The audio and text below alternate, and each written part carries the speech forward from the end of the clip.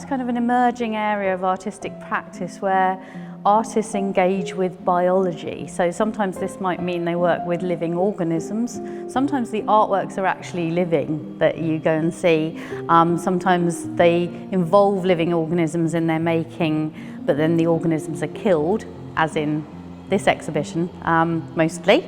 And sometimes they just reference biological stories and things like that. So it can be lots of different things. But in my case, I think it's involving living things in the making of the process.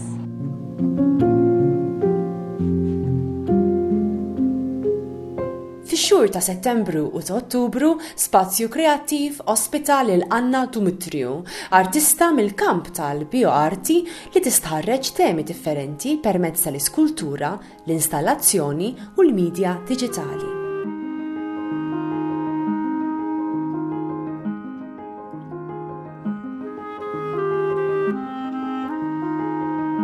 Alchemy is this kind of fascinating thing that took place at the early stages of when science was first being performed. And something that I'm fascinated in is this way that it's actually very linked in the kind of the rhetoric that the alchemists used to describe what they were doing and the way that scientists now describe what they're doing. So it's things like life extension, regenerative medicine, transformation of things into other things. And so, for example, with synthetic biology, you can transform a bacteria from something into something else, or you can transform it to have certain qualities that it didn't have before. And I'm very fascinated in this kind of link between these things.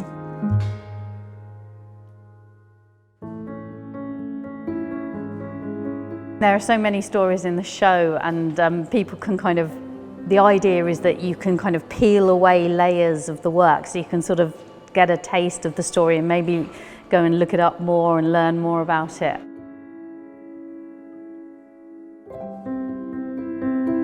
I think one of the stories relates to, there's a work in the show called Hypersymbiont Dress, and this is about the idea that tuberculosis and creativity are intrinsically linked. Also syphilis, I've been learning recently, but there's something called the genius germ hypothesis, which hypothesizes that outbreaks of tuberculosis and leprosy, which are very closely related, actually relate to paradigm-shifting events in Western thought. So when there were these outbreaks,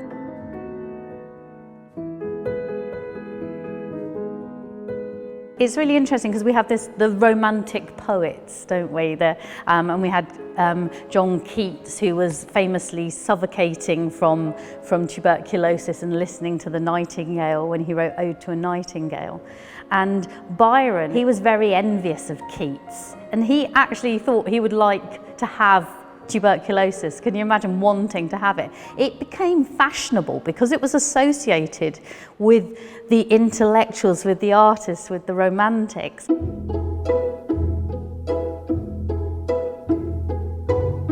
I think art is a kind of meta-discipline. Rather than being like one separate discipline, it's a meta-discipline. It's a way of viewing the world that allows you to bring in history, science, culture, all those things, philosophy, ethics, all those things can be brought together through art. And that's what I'm trying to do. I'm trying to share these stories with people like us.